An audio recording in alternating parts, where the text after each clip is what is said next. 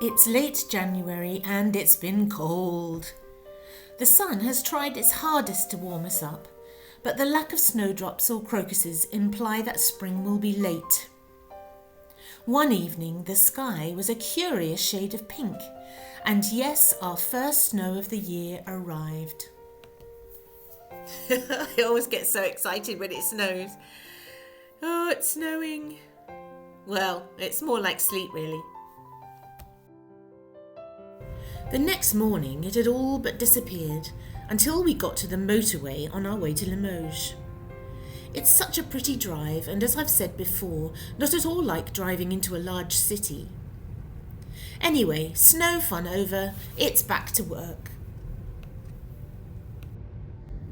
I thought you might like to see the drive up to the new house through the village. It stands over the river Benez and is typically French, with a central road that branches off down secluded lanes. Haute-Vienne is a very rural department with plenty of farms and therefore plenty of mud. The large village of Saint-Sulpice-les-Feuilles is off to the right and about a 5-minute drive away. La Forge sits back from the road, as I think I might have mentioned before, and seems very peaceful and calm.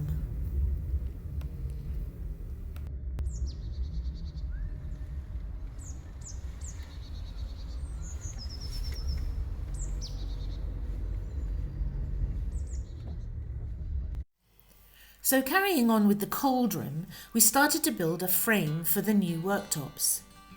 This will eventually house things like the microwave, toaster and coffee machine, and anything we don't want in the main kitchen.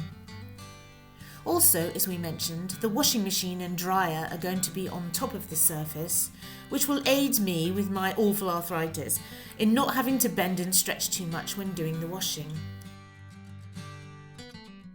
With the house being so wonky, you can imagine the hundreds of calculations Steve had to make, but he's done a fabulous job, as usual. The sink was originally here, so we feel it's fitting to keep it, but it's got a chip, so I'll need to find some porcelain fixer. It's extremely heavy and almost got the better of Steve, but at least this time there was no stagnant, evil-smelling water in the base, like the one we moved in Le Bouige, if you recall. The gorgeous sunbeams coming in through the cold room window. Absolutely beautiful.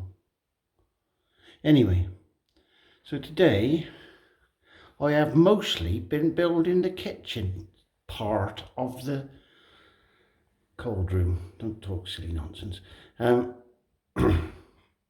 So that's the tops in, just loosely fitted at the moment. I've got a mitre in all the corners. Mitring in the corners of the worktops, and it's called a Masons Mitre. And this is the jig for doing the Masons Mitre.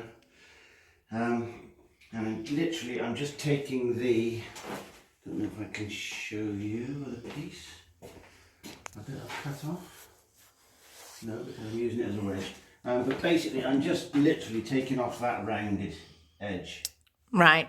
So that the next worktop goes into it with a square edge rather than a... Oh, right, yeah. Very clever.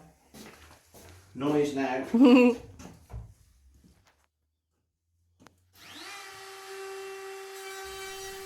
Okay, so if you didn't get that, he needs to cut off the rounded, finished edge of the worktop so that when joined, they fit together without too much of a join being seen.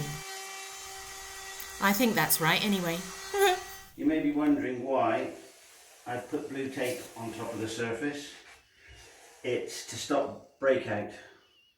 So the router bit will chip the laminate unless you follow a bit of painter's tape. Right. Just stops it chipping. Very clever. A big reveal to see if it has chipped or not.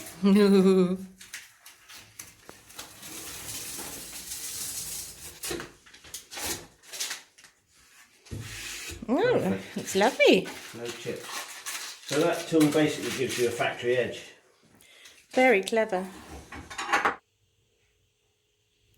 So these are the tiles that I chose for the bathroom, but they weren't quite the colour I had expected. And even here they look grey, but are in fact bluey green. They look great here though, and better on the wall than they look in the packet. We also built this perfect little cabinet using tongue and groove pine, which will house the washing tabs and the cleaners. Pop a shelf in and it'll be ideal. So we had a bit of a debate about the grout that we were going to use for these tiles. And as you can see, we've ended up with basically black. It's anthracite grey. And it actually looks really nice. And the sealant around the edge. Steve did a sort of mock-up on the computer. And we sent it round the family. And I think he chose black. And anyway, it looks beautiful. It looks really nice. So these tiles, they're just really unusual. I love them. I wish they did them in a smaller size and then they would go in the bathroom. So speaking of the bathroom, it was now time to remove any bits of plaster or dust that might have landed on the boards after plastering in preparation for the waterproofing layer. It's a pinky squared sheet that must be stuck to the boards, and it's a tricky customer, a bit like sticky back plastic that bubbles up if you're not careful.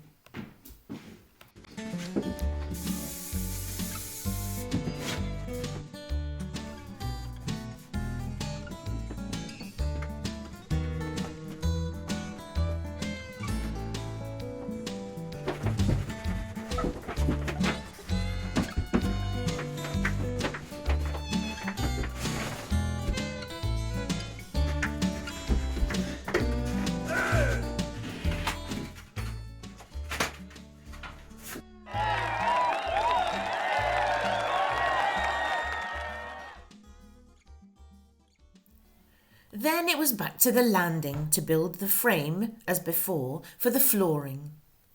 This would bring the floor up to its almost final height, and it's the penultimate space to be completed. The stairs have been buffed up, levelled and secured. We've decided not to widen them. They look in a much better condition now, and the two posts at the top give me something to hang on to. So this is the last floor to be raised up upstairs. Last of the major construction really.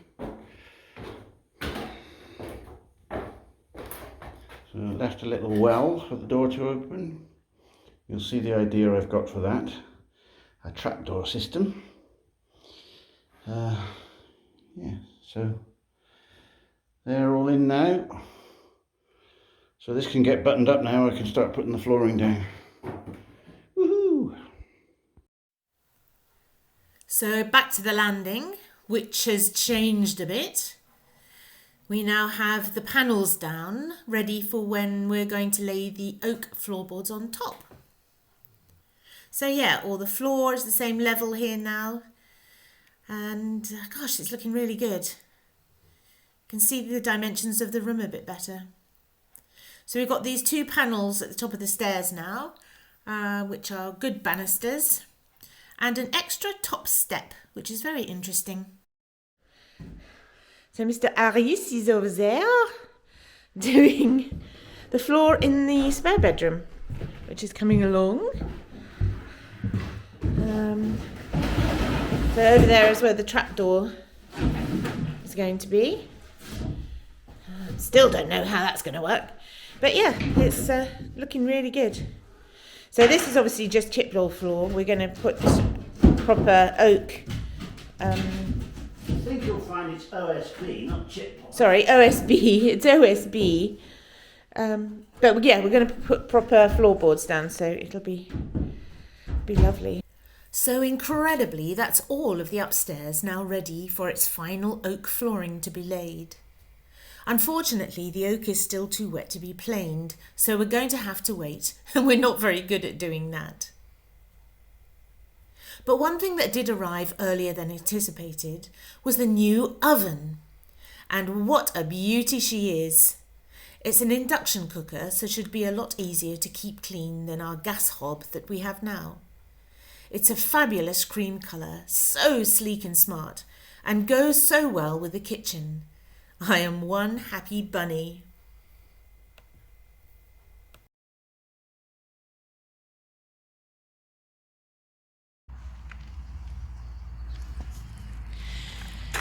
So yeah, it's all a bit of a mess out here today. But, you know, as Steve always says, you can't make an omelette without a frying pan.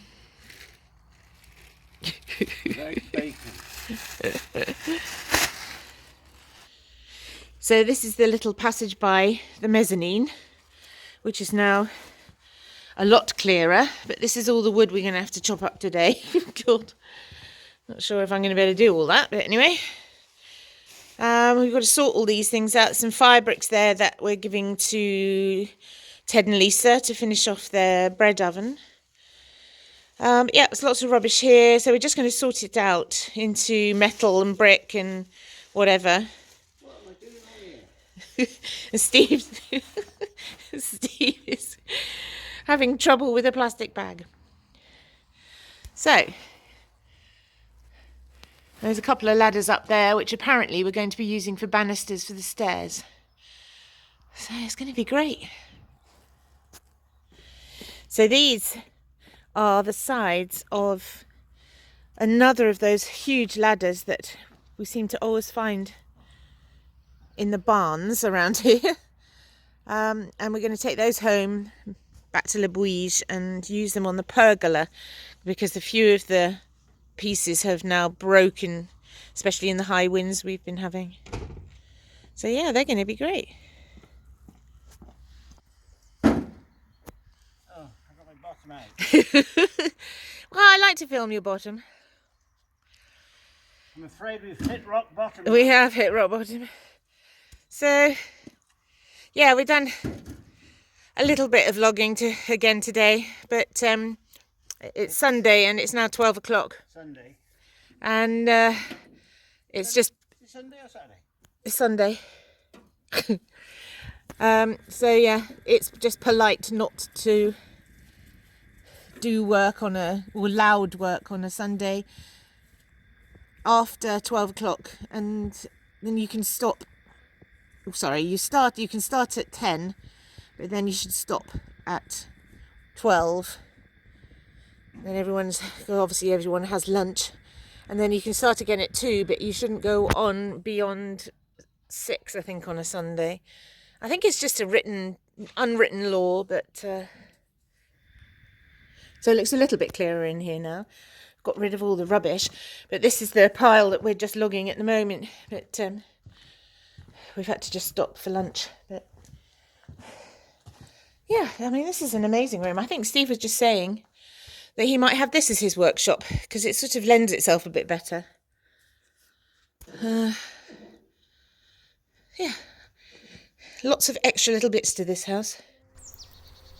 My incentive for today's hard labour was that if we managed to clear that lower mezzanine level, it meant that the pile of oak which is currently sitting in the salon will be moved into that space, and then maybe the interior wall dividing the room with the fire and the one with the stairs will come down. I think I've managed to persuade him. I've my fingers crossed. À la semaine prochaine!